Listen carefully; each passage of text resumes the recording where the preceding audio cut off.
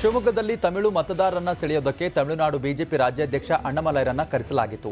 ಈ ವೇಳೆ ನಾಡಗೀತೆ ಹಾಕಿ ಅಂದಾಗ ಆಯೋಜಕರು ತಮಿಳು ನಾಡಗೀತೆ ಹಾಕಿದ್ರು. ಆಗ ಎಲ್ಲರೂ ಎದ್ದು ನಿಂತು ಗೌರವ ಸಲ್ಲಿಸಿದ್ರು.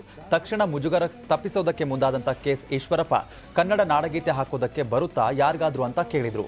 ಆದ್ರೆ ಯಾರು ಮುಂದೆ ಬರಲಿಲ್ಲ. ಹೀಗಾಗಿ ಕನ್ನಡ ನಾಡಗೀತೆಯನ್ನ ಪ್ಲೇ ಮಾಡಲಾಯಿತು.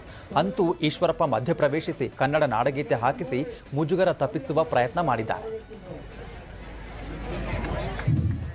ನಿವೃತ್ತ IPS ಅಧಿಕಾರಿ, ತಮಿಳುನಾಡಿನಲ್ಲಿ ಹುಟ್ಟಿ ಬೆಳೆದು ಕರ್ನಾಟಕ ರಾಜ್ಯದಲ್ಲಿ ಮಿಂಚಿನ ವೇಗದಲ್ಲಿ ಅವರು ಸೇವೆಯನ್ನು ಸಿದ್ದರಾಮಯ್ಯ ವಿರುದ್ಧ ದಲಿತ ಯುವಕರು ಆಕ್ರೋಶವನ್ನ ವ್ಯಕ್ತಪಡಿಸಿದ್ದಾರೆ. ನಾವು 15 ವರ್ಷಗಳಿಂದ ಕಾಂಗ್ರೆಸ್ಗೆ ದುಡಿತಾ ಇದ್ದೇವೆ. ಕ್ಷೇತ್ರದಲ್ಲಿ ತಮ್ಮ ಜನಾಂಗದ PDOಗಳನ್ನು ನೇಮಿಸಿದ್ದಾರೆ. ಸಿದ್ದು ಬೆಂಬಲಿತ ಕಾರ್ಯಕರ್ತರಿಗೆ ಭೂಮಿ ಮಾಡಿಕೊಟ್ಟಿದ್ದಾರೆ. ಆದ್ರಿಂದ ನಾವು ವಿ ಸೋಮಣ್ಣ ಅವರನ್ನ ಬೆಂಬಲಿಸ್ತೇವೆ ಅಂತ ತುಂಬಲ್ಲ 16 ಗ್ರಾಮದ ದಲಿತ ಯುವಕರು ವಿಡಿಯೋವನ್ನ ಮಾಡಿದ್ದಾರೆ. ಈ ವಿಡಿಯೋ ವೈರಲ್ ಸಹ ಆಗಿದೆ. ಯಾರ್ಯಾರಿದ್ದಾರೆ ಅವ್ರ ಭಾಗದವ್ರನ್ನೇ ತುಂಬಿಕೊಂಡು ಅವ್ರಿಗೆ ಏನ್ ಮಾಡ್ಕೊಡ್ಬೇಕು ಅವ್ರ ಕೆಲಸ ಕಾರ್ಯಗಳು ನಡೀತಾ ಇದಾವೆ ಹೊರತು ಈ ತರ ದಲಿತ ಸಮುದಾಯವಾಗಿರಲಿ, ಉಪ್ಪಾರ ಸಮುದಾಯದಾಗಿರಲಿ ಅಥವಾ ಇನ್ನಿತರ ಸಮುದಾಯ ಅಪಾರ್ಟ್ ಫ್ರಮ್ ಕುರ್ಬಾಸ್ ಈ ಸಮುದಾಯರನ್ನ ಬಿಟ್ಟು ಇವ್ರ ಕೆಲಸಗಳ ಕಾರ್ಯಗಳು ಪ್ರತಿಯೊಂದು ಪಂಚಾಯತಿಲಿ ನಡೀತಿದೆ. ಪ್ರತಿಯೊಂದು ಪಂಚಾಯತಿಲಿ ಅದೇ ಸಮುದಾಯದವ್ರನ್ನ. ಪುತ್ತೂರು ಪಕ್ಷೇತರ ಅಭ್ಯರ್ಥಿ ಅರುಣ್ ಪುತ್ತಿಲ ವಿರುದ್ಧ ಕಲ್ಲಡ್ಕ ಪ್ರಭಾಕರ್ ಭಟ್ ವಾಗ್ದಾಳಿ ಮಾಡಿದ್ದಾರೆ. ಅರುಣ್ ಪುತ್ತಿಲ ಯಾವ ಸೀಮೆಯ ಹಿಂದುತ್ವವಾದಿ? ದೇವಸ್ಥಾನದ ದುಡ್ಡು ಹೊಡೆದ ಹಿಂದೂಗಳ ಮೇಲೆಯೇ ದೌರ್ಜನ್ಯ ನಡೆಸಿದಂಥ ವ್ಯಕ್ತಿ ಅರುಣ್ ಪುತ್ತಿಲ. ಗೋ ಸಾಗಾಟ ಮಾಡುವಾಗ ಹಿಂದೂ ಸಂಘಟನೆಯ ಕಾರ್ಯಕರ್ತರು ತಡೆದಾಗ ಅರುಣ್ ಕೂಡ ಅದರಲ್ಲಿ ಒಬ್ಬನಾಗಿದ್ದ ಅಷ್ಟೇ. ಅದು ಬಿಟ್ಟು ಬೇರೆ ಹಿಂದುತ್ವದ ಕಾರ್ಯ ಅವನಿಂದ ನಡೀಲಿಲ್ಲ ಅಂತ ಕಿಡಿಕಾರಿದ್ದಾರೆ. ಗದಗ ಜಿಲ್ಲೆಯ ನರೇಗಲ್ ಪಟ್ಟಣದಲ್ಲಿ ಮತಬೇಟೆ ಜೊತೆಗೆ ಭಾರೀ ವಾಗ್ದಾಳಿಯೂ ನಡೆದಿದೆ.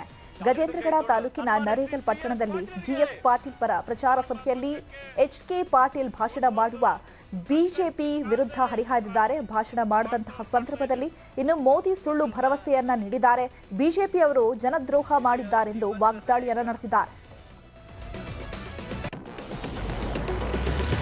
ಕೋಲಾರದ ಮುಳಿಬಾಗಿಲು ತಾಲೂಕಿನಲ್ಲಿ ಜೆಡಿಎಸ್ ಕಾಂಗ್ರೆಸ್ ಬೆಂಬಲದ ಹೆಸರಲ್ಲಿ ಫ್ಯಾಮಿಲಿ ವಾರ್ ನಡೀತಾ ಇದೆ. ಜೆಡಿಎಸ್ ಅಭ್ಯರ್ಥಿ ಸಮೃದ್ಧಿ ಮಂಜುನಾಥ್ಗೆ ಬೆಂಬಲ ಘೋಷಿಸುವ ಮೂಲಕ ಚಿಕ್ಕಪ್ಪ ಶಿವಣ್ಣ ವಿರುದ್ಧವೇ ಆಲಂಗೂರು ಶ್ರೀನಿವಾಸ್ ಪುತ್ರಿ ಭವಾನಿ ಶ್ರೀನಿವಾಸ್ ಸೆಟೆದು ನಿಂತಿದ್ದಾರೆ. ಶಿವಣ್ಣರಿಂದ ಕಾಂಗ್ರೆಸ್ಗೆ ಬೆಂಬಲ ಹಿನ್ನೆಲೆ ಇಂದು ತಂದೆ ಆಲಂಗೂರು ಶ್ರೀನಿವಾಸ್ ಸಮಾಧಿಗೆ ಪೂಜೆ ಸಲ್ಲಿಸಿ ಜೆಡಿಎಸ್ ಪಕ್ಷಕ್ಕೆ ಭವಾನಿ ಶ್ರೀನಿವಾಸ್ ಬೆಂಬಲ ಸೂಚಿಸಿ ಚಿಕ್ಕಪ್ಪನ ಬಗ್ಗೆ ಬೇಸರವನ್ನು ವ್ಯಕ್ತಪಡಿಸಿದ್ದಾರೆ.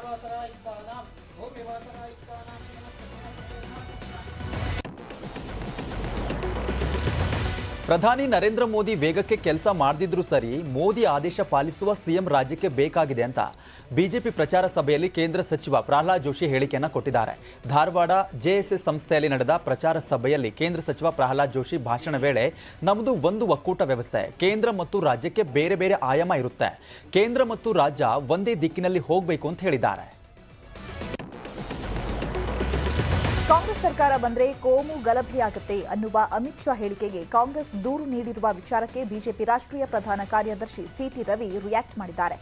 ಒಂದು ಬಹಳ ಸ್ಪಷ್ಟವಿದೆ, ಕಾಂಗ್ರೆಸ್ ಪಕ್ಷ PFI ಮತ್ತು SDPI ಜೊತೆ ಹೊಂದಾಣಿಕೆ ಮಾಡಿಕೊಂಡಿದೆ. PFI ಸಂಘಟನೆ, ತಾಲಿಬಾನ್ ಸಂಘಟನೆಗಳು ಕಾಂಗ್ರೆಸ್ ಅಧಿಕಾರಕ್ಕೆ ಬಂದ್ರೆ ಎದ್ದು ಕುಳಿತುಕೊಳ್ಳುತ್ತೆ. DJ ಹಳ್ಳಿ, KG ಹಳ್ಳಿ ಗ್ಯಾಂಗ್ಗಳು ಎದ್ದು ಕುಳಿತುಕೊಳ್ಳುತ್ತೆ. ಅದಕ್ಕೆ ಕಾರಣ ಕಾಂಗ್ರೆಸ್ ನೀತಿಯೇ ಆಗಿದೆ. ಇನ್ನು ಕಾಂಗ್ರೆಸ್ ಆಡಳಿತ ಅಂದ್ರೆ ತಾಲಿಬಾನ್ ಮಾದರಿ ಆಡಳಿತ ಅಂತ CT ರವಿ ಕಿಡಿಕಾರಿದರು. ಡಾಕ್ಟರ್ ಕೆ ಸುಧಾಕರ್ ಪರ ಚಿತ್ರನಟಿ ಹರ್ಷಿಕಾ ಪೂಣಚ್ಚ ಮತಯಾಚನೆಯನ್ನ ಮಾಡಿದ್ದಾರೆ. ಬಿಜೆಪಿ ಅಭ್ಯರ್ಥಿ ಸುಧಾಕರ್ ಪರವಾಗಿ ಚಿಕ್ಕಬಳ್ಳಾಪುರ ವಿಧಾನಸಭಾ ಕ್ಷೇತ್ರ ಚಿಕ್ಕಬಳ್ಳಾಪುರ ತಾಲೂಕಿನ ಅಗಲಗುರ್ಕಿ ಗ್ರಾಮದಲ್ಲಿ ನಟಿ ಹರ್ಷಿಕಾ ಪೂಣಚ್ಚ ಹಾಗೂ ಭುವನ್ ಮತಯಾಚನೆಯನ್ನ ಮಾಡಿದ್ದಾರೆ. ಮತಯಾಚನೆ ವೇಳೆ ಬಿಜೆಪಿ ಅಭ್ಯರ್ಥಿ ಡಾಕ್ಟರ್ ಕೆ ಸುಧಾಕರ್ ಗೆ ಮತ ಹಾಕುವಂತೆ ನಟಿ ಹರ್ಷಿಕಾ ಪೂಣಚ್ಚ ಮನವಿಯನ್ನ ಮಾಡಿದ್ದಾರೆ. ನನ್ನನ್ನ ಸೋಲಿಸಬೇಕೆಂದು ಬಿಜೆಪಿ ಕಾಂಗ್ರೆಸ್ ಒಂದಾಗಿದೆ ಎಂದು ರಾಮನಗರ JDS ಅಭ್ಯರ್ಥಿ ನಿಖಿಲ್ ಕುಮಾರಸ್ವಾಮಿ ನ್ಯೂಸ್ 18ಗೆ ಹೇಳಿಕೆ ಕೊಟ್ಟಿದ್ದಾರೆ. ರಾಮನಗರದಲ್ಲಿ ಕಾಂಗ್ರೆಸ್ ಹಾಗೂ ಬಿಜೆಪಿ ಹೊಂದಾಣಿಕೆ ಮಾಡಿಕೊಂಡು ನನ್ನನ್ನ ಸೋಲಿಸಲು ಷಡ್ಯಂತ್ರ ನಡೆಸಿದ್ದಾರೆ ಅಂತ ಹೇಳಿದ್ದಾರೆ. ಹಾಸನದಲ್ಲಿ ಶಾಸಕ ಪ್ರೀತಂ ಗೌಡ ಹೊಸ ಬಾಂಬ್ ಸಿಡಿಸಿದ್ದಾರೆ. ಹಾಸನ ನಗರದಲ್ಲಿ ನಿನ್ನೆ ರಾತ್ರಿ ಪ್ರಚಾರದ ವೇಳೆ ಜೆಡಿಎಸ್ಗೆ ಮತ ಹಾಕಿದ್ರೆ ನನಗೆ ಮತ ಹಾಕಿದಂತೆ ಅಂತ ಹೊಸ ಬಾಂಬ್ ಅನ್ನ ಸಿಡಿಸಿದ್ದಾರೆ. ನಿಮಗೆ ಅರ್ಥ ಆಗ್ಲಿ ಅಂತ ಬಿಡಿಸಿ ಹೇಳ್ತಿದ್ದೀನಿ. ಜನತಾ ದಳಕ್ಕೆ ವೋಟ್ ಹಾಕಿದ್ರೆ ಬಿಜೆಪಿಗೆ ವೋಟ್ ಹಾಕದಂತೆ ದೇವೇಗೌಡರು ಮೋದಿ ಸಾಹೇಬ್ರು ಮಾತನಾಡ್ಕೊಂಡಿದ್ದಾರೆ. ಯಾಕಂದ್ರೆ ಅವರು ಬರೋದು 20 ರಿಂದ 25 ಸೀಟು. ನೀವು ಅವರಿಗೆ ವೋಟ್ ಹಾಕಿದ್ರು ನನ್ನ ಹತ್ರಕ್ಕೆ ಬರಬೇಕು, ಯೋಚನೆ ಮಾಡಿಬಿಟ್ಟು ಬನ್ನಿ ಎನ್ನುವ ಮೂಲಕ ಚುನಾವಣೋತ್ತರ ಮೈತ್ರಿಯ ಸುಳಿವನ್ನ ಕೊಟ್ಟಿದ್ದಾರೆ.